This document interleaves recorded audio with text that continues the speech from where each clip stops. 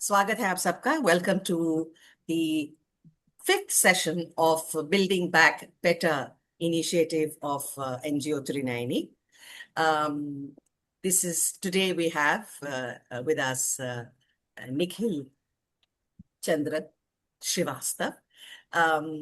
Every session we try and get our friends on board who are experts in their individual fields, and we try and get them to discuss, have a conversation, get to know more, get ourselves informed about the work that they are doing, which would be of help to public at large. My name is Ritika Sahni. I am the founder trustee of Trinayani. I've been working in the sector for the last 35 to about 39 years. I'm a consultant in disability inclusion, trainer, and a campaigner. And along with my team, we are forever trying to figure out ways of reaching out appropriate information about the world of people with disabilities to the public at large, and mostly through the creative media. हमारा website है जहां आप जरूर देखें उसे, because उसमें बहुत सारी फिल्में आपको मिलेंगी. अभी तकरीबन 180 फिल्में हैं, featuring people with disabilities from across the country, featuring experts, organizations, a lot of questions being answered by a lot of people. Today, we're going to have a conversation around healthcare with Nikhil Chandra Srivastava, who's a policy professional with more than 17 years of experience in poverty alleviation through financial inclusion, skill development, education, and agribusiness. And I'm very keen to understand this agribusiness. ये मैंने पहली बार ये नाम सुना है. Or unless it has something to do with agriculture.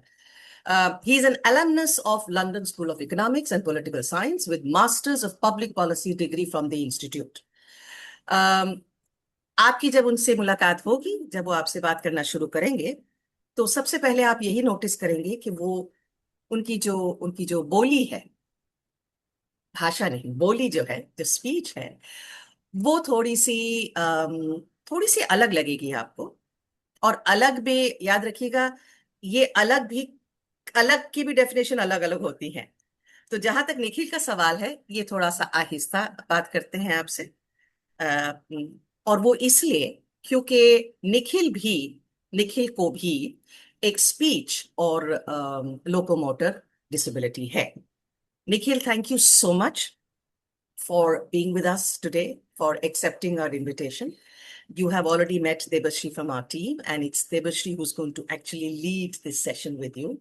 And we hope to have this hour to understand the issue of healthcare that most of our friends with disabilities from across the country face, and how your research and the presentation that you will share will help us demystify a few things and get ourselves informed about the way forward. Welcome. Thank you so much.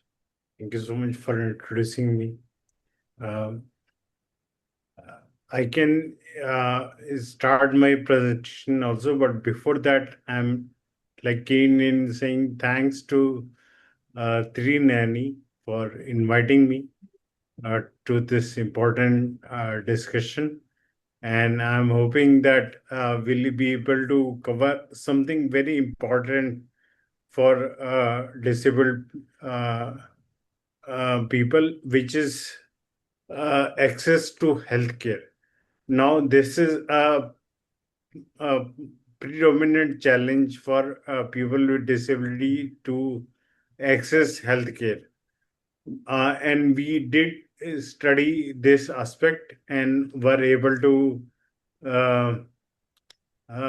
see what are the challenges and are able to pinpoint the recommendation and policy changes that we would want to see. So we would discuss this. My understanding is that this discussion could actually end up in acting as a tool for people who are working to improve the policies in the sector and who are working for people with disability and trying to make better policies by giving them empirical evidence. So if we have empirical evidence, we'll be able to use it, Right. tell policymakers that this is what is good for us, and this is what we see, and this is what we can do and should be doing for the domain of disability. So I will start my presentation also, wherein I will present what we studied. But before that, Devashri, is there something which for which you want to pitch in or mention?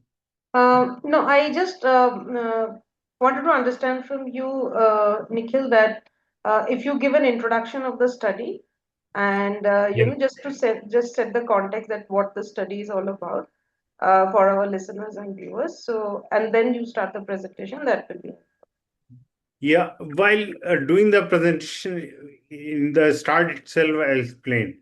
great. Then Uh, please go let, ahead. let me just share my slide also. So this was the study which we did in Mumbai and suburban Mumbai. Suburban Mumbai means Thane and the area around Mumbai.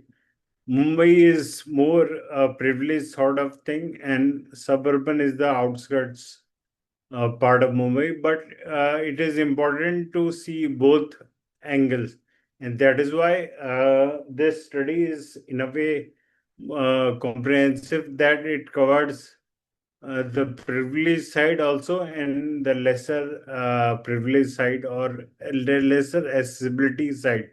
So Mumbai happens to be the financial capital of India. So when we say about Mumbai, anything, it kind of replicates, and it and we know that BMC is the richest corporation in India. So, with that background, if we see some drawbacks or bottlenecks in healthcare access in Mumbai, we can be sure that that is something that we will see across, like in across India as well. And suburban Mumbai tells us a picture of the outer part of city, but in the outer part of the country also. So that ways it is quite replicable in a way. And one thing also is that which makes it completely replicable is that we did similar study in Bangalore. So I was not part of that, but NCP EDP, they did the study in Bangalore, and Bangalore, it was done for 2 years, and then it was kind of replicated in Mumbai to make sure that the learning is kind of replicable and is seen in multiple cities. So that is, it is what we have in front of us is something which I would say could be a certain or said about the country itself, because it is dominantly pan India. So, and like I already mentioned, but this is also very critical, that this study was done by NCP with the support of ANZ Bank. Australian New Zealand Bank is supported this study, and with their support, NCP did this 3 year study, or 2 year for Bangalore and one for Mumbai. Uh, Now I will take you through the study. Debashri, should I continue? Like, are we good that phase? Yes, yes. Please continue, Nikhil. If there is anything, I'll tell you so you can continue. Yeah, this could be our modus operandi, Devashri, that while I'm talking about the study itself, if there is some question that comes to your mind, feel free to ask. Like, feel Absolutely. free Yes. to intervene, interject, howsoever. If you feel like just saying it, just say it, or if you want to raise hand and say you can do that as well. This in this study we did both quantitative aspect and also qualitative. So which means that we have empirical evidence, and also it is supported by qualitative or more subjective or more nuanced understanding of people who are working in the sector. They can understand this better.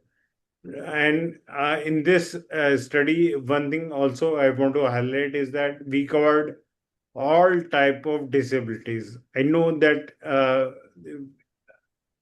policy wise there are 21 category in RPWD Act of disability, but we clubbed those 21 into 9 and then studied this. This included like blood disorders also. So something like blood disorder was also covered in the study. And like more obvious parts like locomotor disability or visual were of course covered. While most difficult part and it was covering hearing and speech impaired, because it is difficult to get their opinion directly. It is difficult to converse. So that ways, we I would say that we did a good job in covering all type of disabilities and were able to complete this. Now, this tells us what these are multiple things, but I'll skip a few things and focus on those parts which are more policy relevant. So, in this slide, what we see here is the source of information for people. So, what we see here is that one thing which is surprising, which is not good for us as a country itself, is that the Digital. reach of digital sources is not used uh, by like people with disability. So while digital sources have a very rich uh, sources availability of things for disabled people to learn, it is I would say least in terms of usage. Well, I would say is that government is doing a bit of good job in making things information available to people with disability. So we would say, I would not say the government is doing a very good job in this, but whatever job is happening, government is leading. So that ways. And we also see a very critical aspect here, that is that there is a sense that there is some religious guidance in the for the segment, but we would I don't know if it is a good thing or bad thing, but the dependence on religious guidance for disability is very limited. Like people who said they take religious guidance are just 8 or 9%. So this is one thing.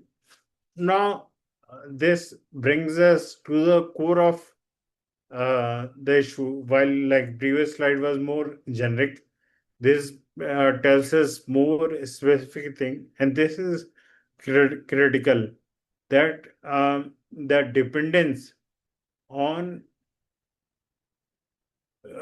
public transport like bus, train, auto rickshaw is more uh, for anyone, and more so in for people with disability. But we see here that the access, the act of reaching or getting the transport itself is limited. So the act of getting access to bus, train, or auto rickshaw even auto rickshaw is difficult for people to go and use.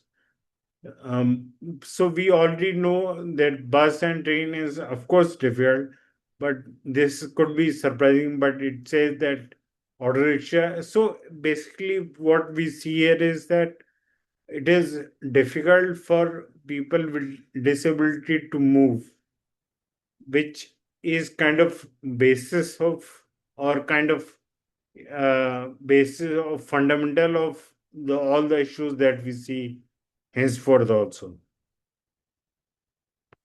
Now this comes to the uh, topic that we have in hand. Now here, this chart gives us information in terms of uh, accessing the healthcare itself. So while we see people with disability do access healthcare, but we see that overall rating is less than 3. So most people with disability struggle to access healthcare in terms of staff behavior, staff knowledge, and like their overall experience, the signage in the campus or in the hospitals, and the accessibility, and if there is some dedicated parking is available or not, if there some assistive aid like a wheelchair, if it is available or not. So this slide tells us empirically that there's a clear in public setup, at least there's a clear gap in terms of accessibility through assistive aids. Though people are kind of okay with staff behavior, staff tries to help them, but they can't help them more than what is available. So they don't have signage, they don't have assistive aids, and there are disabled toilets, but not everywhere. So these are because whatever the when the average itself is less than 3 out of 5, we can assume that everything is bad, but certain things are more bad. Again, talking about healthcare and expenditure. So we see that people with disability end up spending most towards hospital expenses and also towards doctor consultation, while the frequency or frequency or the number of times that the people would be visiting a hospital or a doctor for a consultation, that part is uh, more we see that the combination for hospital is particularly bad, which means that people is end up spending a lot there and end up going there a lot, while doctors are still doctors means individual clinics, and those are still cheaper, but they end up going there as much as hospitals. Here, I'll go to next slide, and here I would want to highlight one part which is regarding mental health. And this gives us a key critical aspect in terms of what NGOs or government could be doing or focusing. So it tells us that people with disability are spending very little on rehab and mental health, and because it is not the priority aspect. Here it is not the case of lack of need, it is the case of priority. And this is the insight, I would say, that we may present here, that the mental health access is something which is uh, very limited, and it is so because when it cost a lot to access mental health. And then second thing is that it is not culturally acceptable to access that. So this is one field which I would say is where NGOs and government or policymakers could focus on, which is the mental health. And this kind of brings us to my next point, and which is also very critical, which is insurance.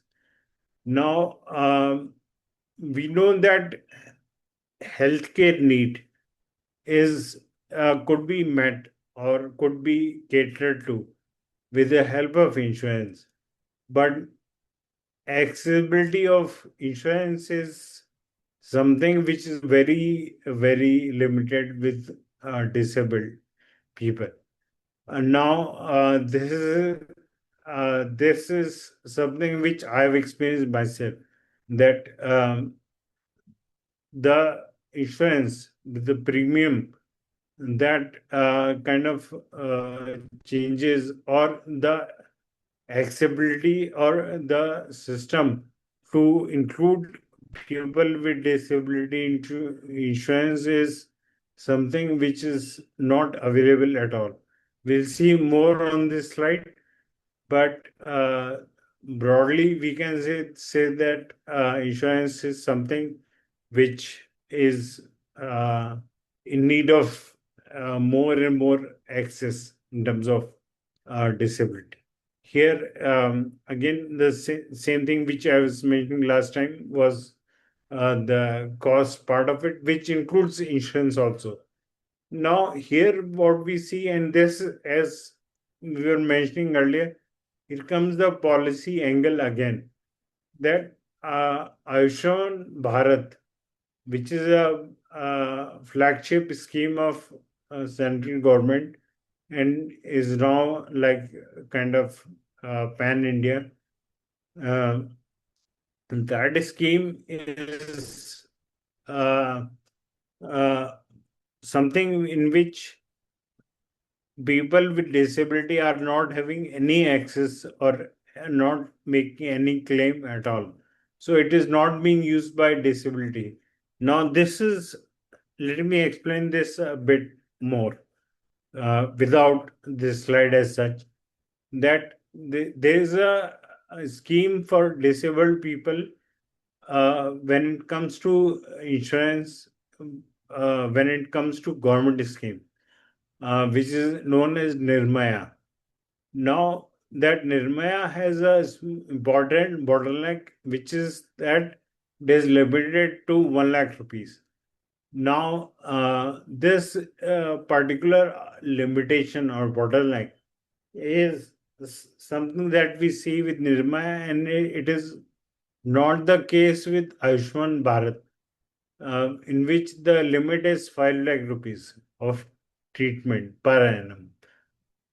Now, this is important policy angle because, like for example, Delhi government now has included disability into Ayushman Bharat and are giving access of claims limiting to 5 lakh rupees to people with disability also. So this is one change which can happen across India, and we'll be like happy to work in that domain itself. So this is like more about uh, insurance. But now coming to another dimension, which is climate change. Now, this is one of the, I would say, more ignored but very critical aspect of uh, life of disabled individual. So, what we saw in the meeting or while meeting all the um, disabled individuals is that we saw a lot of impact which climate does on their lifestyle. This is simply because their vulnerability is more. So, say for example, if the person is autistic, then the impact of climate change, if it is heat wave or it is very hot, then for somebody who is autistic, it is more difficult than normal people. And if it is, say for example, pollution that we face in Delhi every year. Now that hurts or that disturbs people with autism more. Even crackers. So Diwali, for example, is a difficult night for people with autism. So so these are things which we also saw in the report, and this comes empirically in the report also. And while this again, I would say that most people were not aware of how climate is impacting their lives, but still most people were agreeing to the fact that there had been there's some impact on their lives through heat waves or through droughts or through flooding. And now Mumbai has a history of flooding also. So that goes. Uh, Now, here comes, as we were talking earlier, the more of a policy angle that we're talking about, that we want to focus on. And I would love to take more questions on this. And um, if we are talking about this more, nothing like it. So, uh, this policy aspect says that we saw clearly that the coverage which people with disability have through Nirmaya scheme is not enough.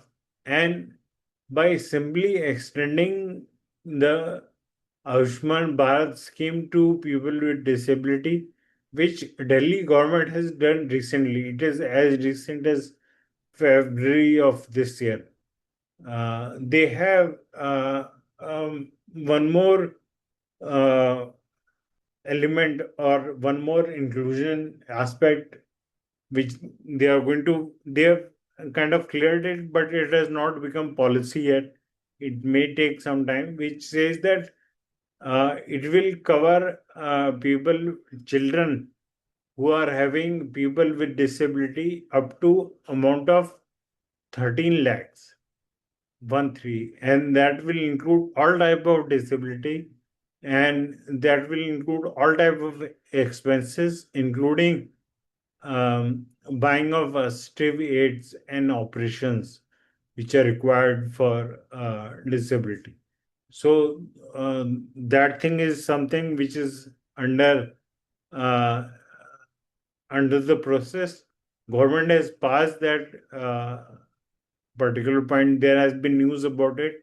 Now it is for the government and for civil public to push the government to apply that. So that is one thing which we could be doing together more and more with the government of Delhi. Once it is done in Delhi, I'm sure other states will also replicate. And I'm sure other states will also replicate Ayushman Bharat change as well. Um, uh, Now, this again coming to insurance aspect, uh, there's one more critical aspect that this government assistance is not it cannot cover the disability sector completely. So it has to be supplemented by private players. Now, this is something which uh, Delhi or like any government could do in terms of Delhi is in I mean central government. So this is what central government could do in terms of disability, that they can place people or kind of ombudsmen or representatives in private companies to ensure that they take care of disability sector and they are more conducive to offer insurance to people with disability. This is again more about insurance, but it basically says that it tells the steps that private companies or any insurance company could take to make insurance more accessible. Uh, Now, this is in a way, not in a way, but actually the last slide. Uh, but it talks about all the policy things that we can do. So we can spend some time on this and see what we have here. Um, so there are three dimensions which we have mentioned as capacity building, and we have to see the climate change impact also. And third dimension is, which is very critical, is about institutional development. So this is where the role of NGOs and government will come. And now, coming back to capacity building aspect, here we see that there is need of professional training. Now we see that what we saw in the field is that uh, the hospitals, they are not aware of disability and how they can assist. Like something like uh, if a person with disability has to access or has to go through uh, lab test, then what things they can do, like how they should be moved to ensure, or what extra care is required in terms of say something as menial as tracking a visually impaired person. So that capacity building or training is something which we need at all levels. And now that here we are talking about healthcare, we mean talk about healthcare as a segment that needs training for disability for sure, because they are the first, I would say, gatekeepers of helping a person with disability. So, and of course, we saw earlier also that access to healthcare is limited by multiple factors like signage, like treatment, like estimates, all those things are to be made accessible. Now, how this could be made accessible is something which NGOs and civil society working in the domain can work on. There could be a regular audit of, say, hospitals and clinics. Now, this is something for government to mandate, that hospitals need to go through um, compulsory audits, like financial audits, which is compulsory for people, or at least hospitals, to be accessible for disability. So that is one thing. And there is one more thing which could be the last thing that I want to highlight in the end, but this could be the most critical thing in working with disability, is that um, we see that, and we saw that this more and more often in our study, that people with disability who are connected with some institution are much better off than people who are not. So if an individual who is going to a school or an institute or a hospital or a training center of any sort, it becomes a training ground not only about that skill. Say, for example, just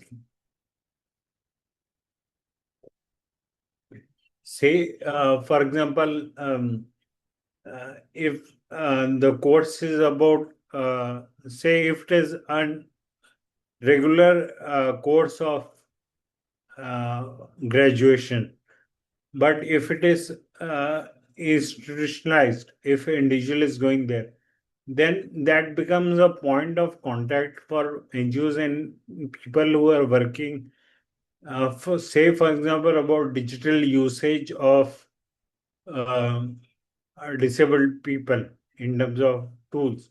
So they will be able to teach people who are graduating in a class. They will be able to teach people with disability a lot better way.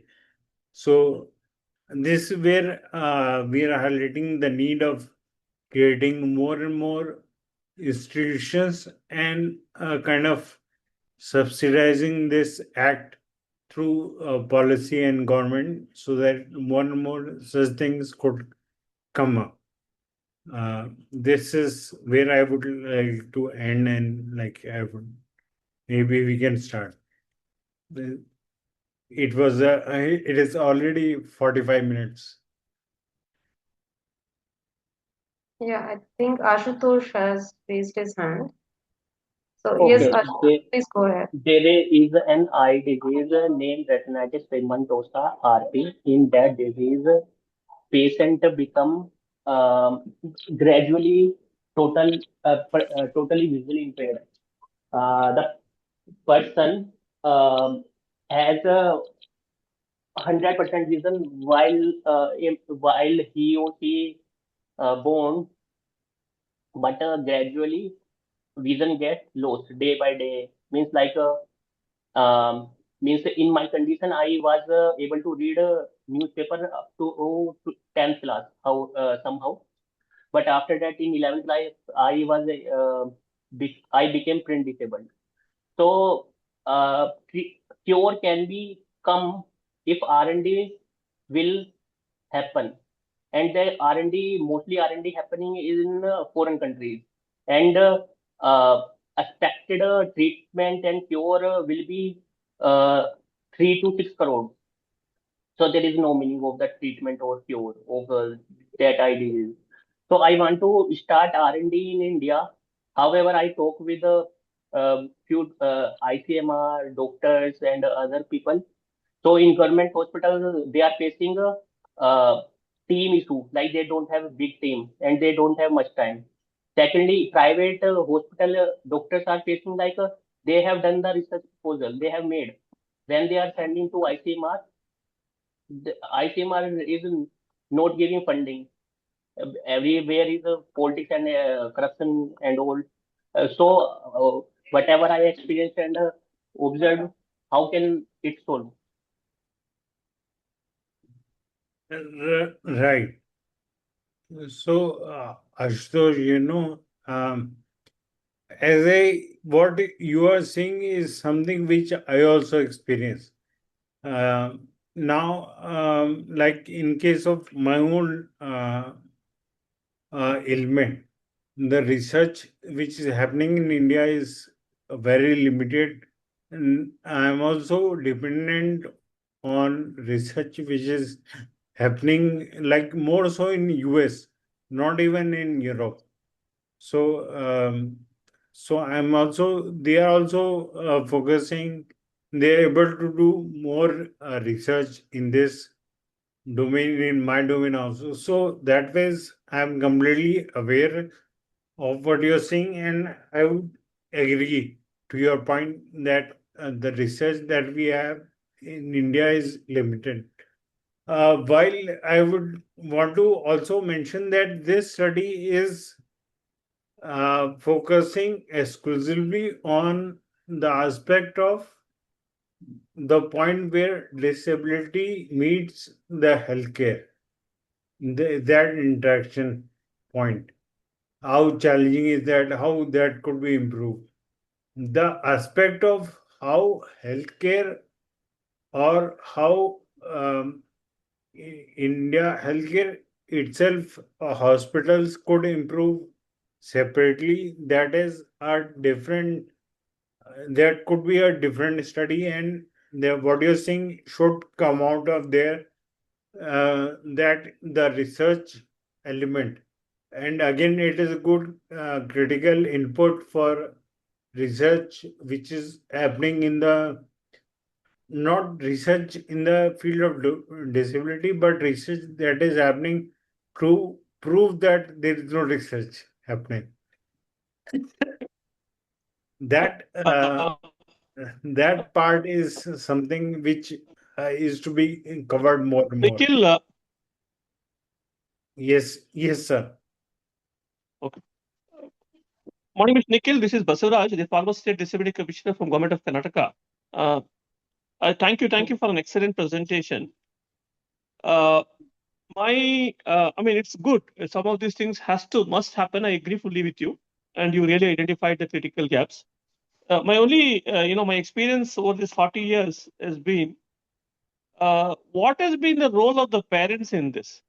Because one, to have a policies, the other somebody has to really ensure those policies are practiced and ensure that they take a leadership.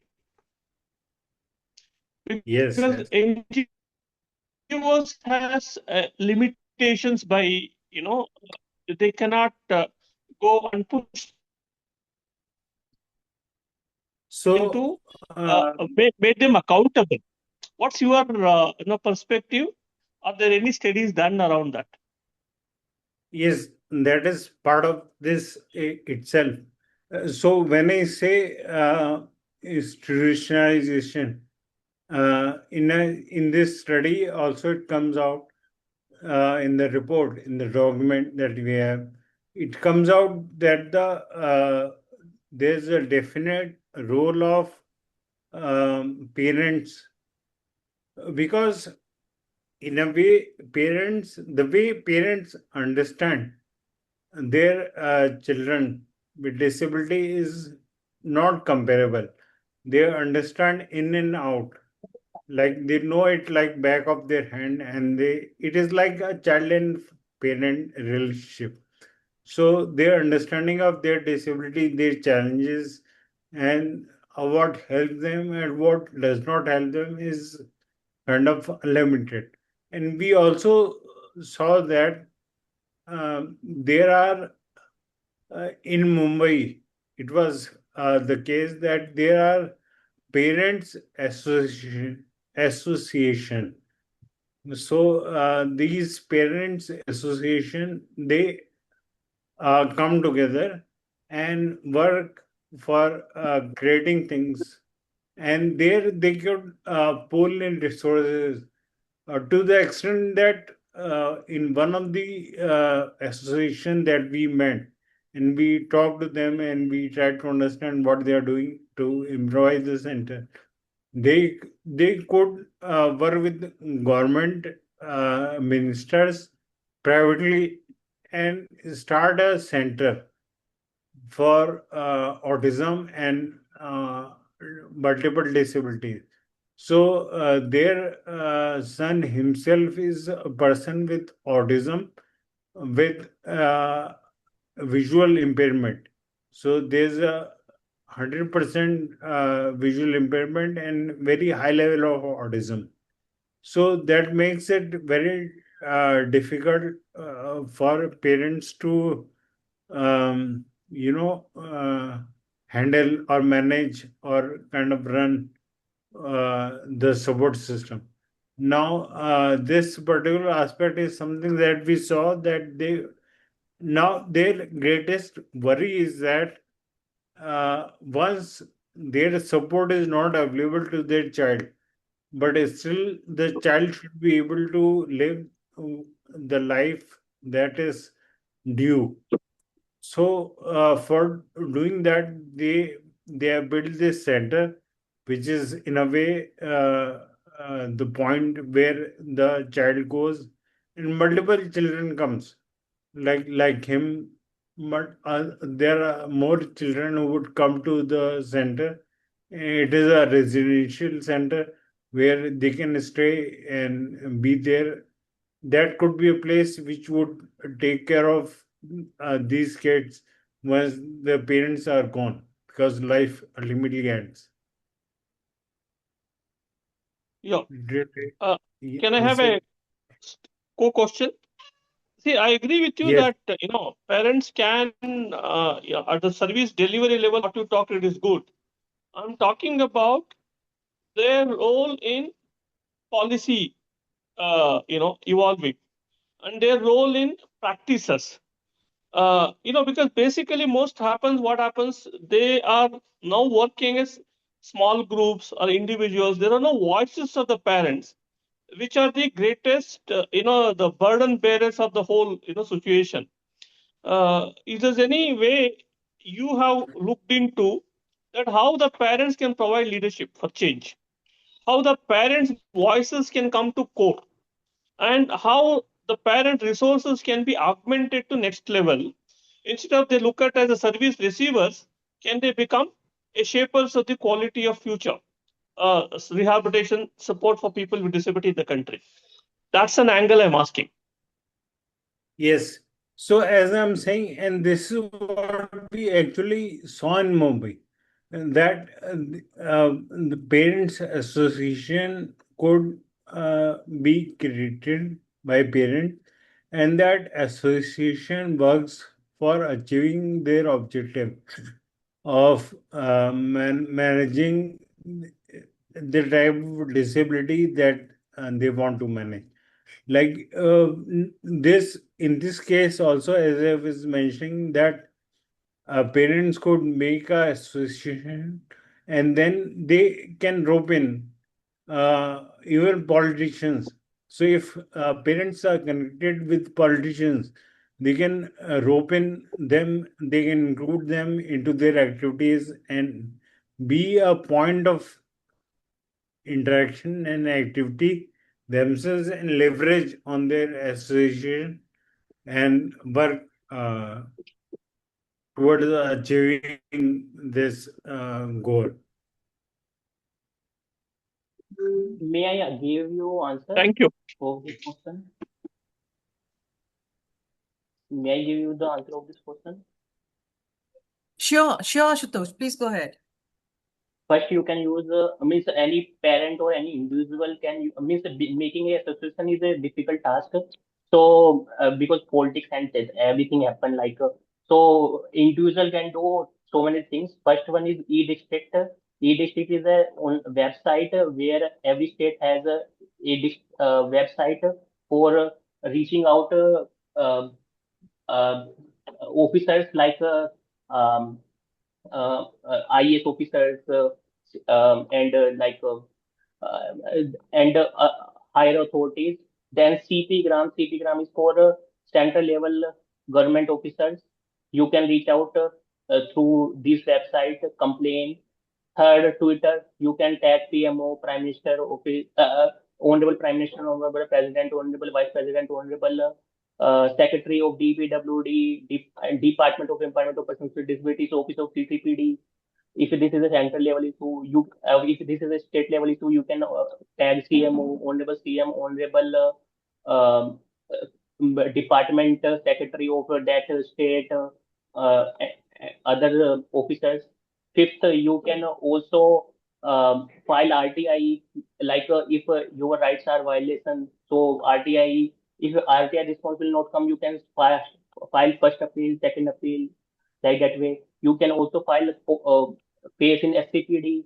Every state has SCPD according to RPWD Act 2016. I know that is not properly implementing, but you can file. If SCPD orders will not implement, you can then 7 point come. You can use NALSA, National Legal Service Authority of India, State Legal Service Authority of India, or District Legal Services Authority of India. Every people with disability has a right, reasonable accommodation to get a free legal um, um, help means without any payment, we can hire a lawyer. So these 7 points can be beneficial. Right. Absolutely true. And as I was mentioning, what we saw in Mumbai was the tool for doing all this is by creating a parents association. That is the tool which we or they are using to do achieve whatever they want to achieve. Thank you, Basavarajuji, for pertinent questions coming from someone who must have really gone through this whole thing in your tenure. Is there anybody else with any other? Yes, sir. Would you like to say something?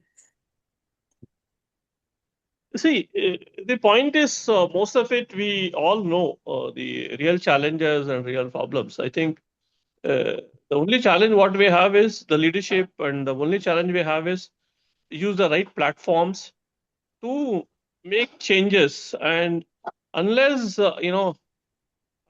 parents and people with disability don't take a center stage, and this will continue. Right. You may make a gate policy, you may do a lot of research and all that, but they'll get into cupboards. So nothing more than that will happen. So I think we need to Yes. really do some investment more on how the system can start respond. And both people, see, they are all today looked as service receivers. They're not looked as citizens of this country, and they have every right.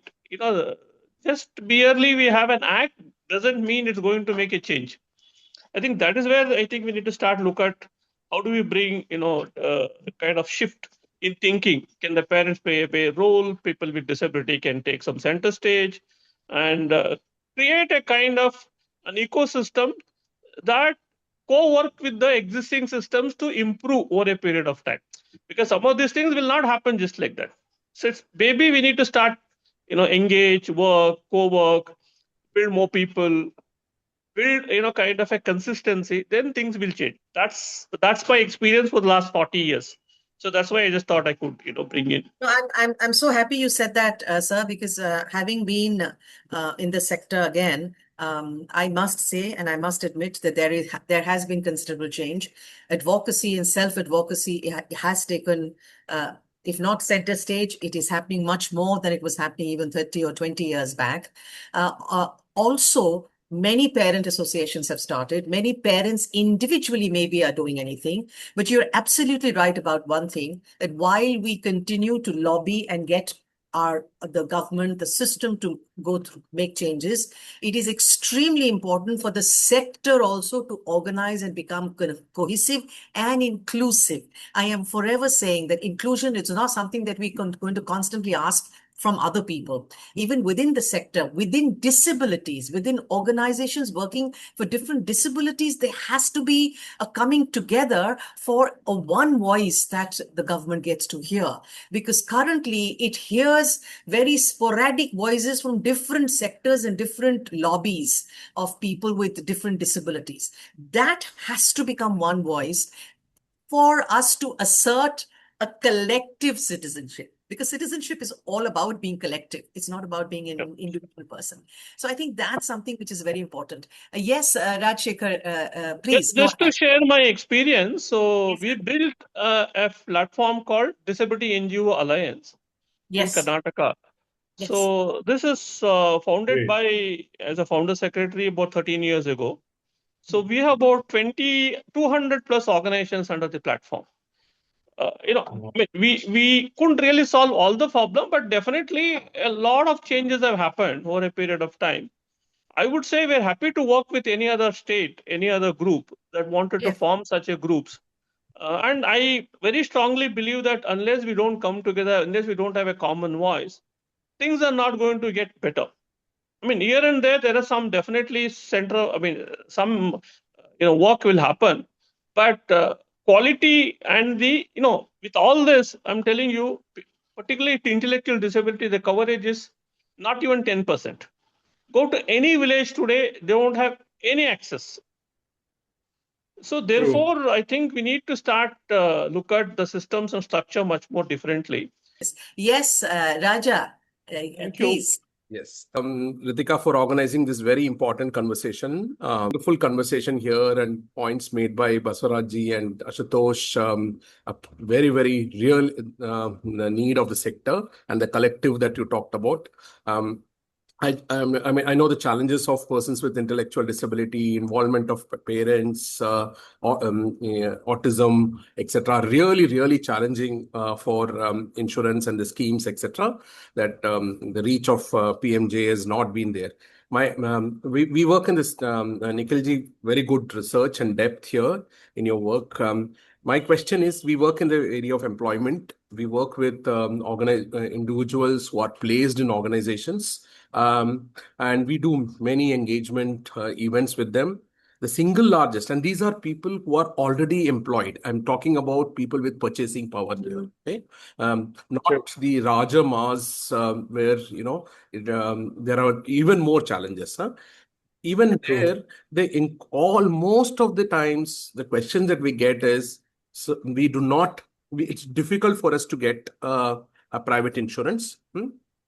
True. Even if we get a private insurance, it is difficult. A lot of times there is claim denial. Okay, these are the two things which we hear again and again and again. Whatever you say, currently the situation is in terms of the market, the distribution depth. We only have the private insurances, health insurances reaching households, for whatever the LICs of the world, HDFC, Ergos of the world, whatever, all of them are reaching, and because of the marketing, and there is limitation of Nirmaya and PMJ, etc. And for whatever reasons, I'm not an expert on that, of their reach and depth, and many factors would be there. They are the ones, at least the ones I'm talking about. And this is a significant population I'm talking about. So Baswaraj talked about accountability, etc., etc. So from your side, I wanted some insight on why denial happens and how that can be stopped. You did mention about ombudsman. How can a denial be stopped? And the rationale for denial, etc., keeps on. There is back and forth on rationale, but denial, at the end of the day, the person gets frustrated and just leaves it. And then denial of both getting an insurance and denial of the claim. Just some insight will really, really help in our work also to guide students and maybe the candidates and employees who are working, and also try to influence organizational policy and allyship in organizations to at least see denial does not happen. So some insight from you, Nikhil, will be helpful. Right. So there's one thing which I wanted to mention, I missed in the presentation, was that there is a white paper which is released by NCP EDP on insurance itself. Right. It is a pan-India study, and it is available in, I think, 14 or 10 plus languages, including English. Sure. So that is one white paper that we must get into and understand what comes out from there. In our study also, we covered insurance extensively. In fact, I had an insurance expert in the qualitative aspect to discuss this very aspect that you are mentioning, which is denial of the claim, and also the first step of getting the insurance itself. So those two are obvious bottlenecks. So I say this with a bit of non-seriousness, but this is true, that insurance is a subject matter of solicitation, but not for disability. So they reach out and they do it like everywhere, but not for disability. Now, legally, they can't do that. So the rule is the government side or the legal side of it in a way, stops them from offering insurance to a person with disability. They cannot do that legally. So there is a legal course which organizations which are working in this domain to take, and this way they can help. Uh, Now, that is one element. Now, second, which you are emphasizing more, is about denial of the claim. Sorry.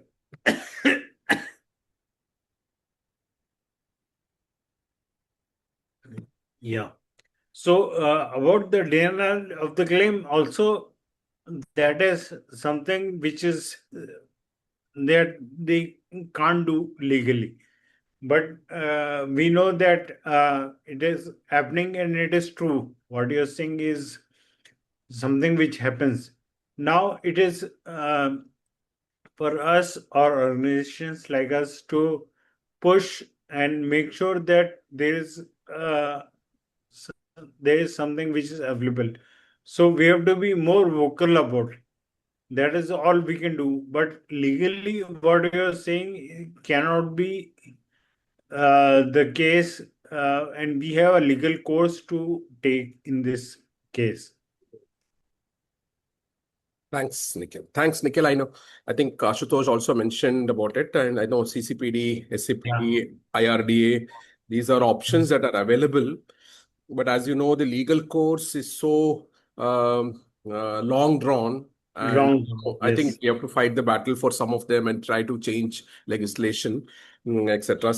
I mean, not the legislation. I'm saying the implementation, and have organizations accountable for it to happen. Yes. But I was just thinking if there are other accountability mechanisms which is generally available in the mainstream, like the ombudsman kind of, which is less cumbersome if there are, that which can be used based on your research. If it is not, then I think it's all of No, us it is. collectively It to do. is not. It is not. We have to push for it. Oh, We are at a stage where we need to push for it. sure.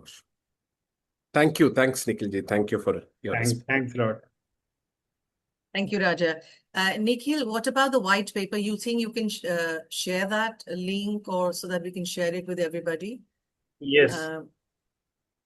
Thank you so much, Nikhil, once more. I look forward to having a conversation with you offline, and in any which way, being part of the incredible work that you're doing. Everybody, Raja, thank you. Namrata, thank you. Amit, Ashutosh, Arnev, thank you so much. Basavraji has dropped out, but always happy to have people who've been in the sector, who have the experience of asking the right questions, and hoping to get answers which will then benefit their stakeholders that they work with. So on behalf of Trinayani and our team, Debashree and Remita, who's not here today, thank you so much and have a great Sunday, and thank you for spending a little bit of your Sunday with us. Namaskar.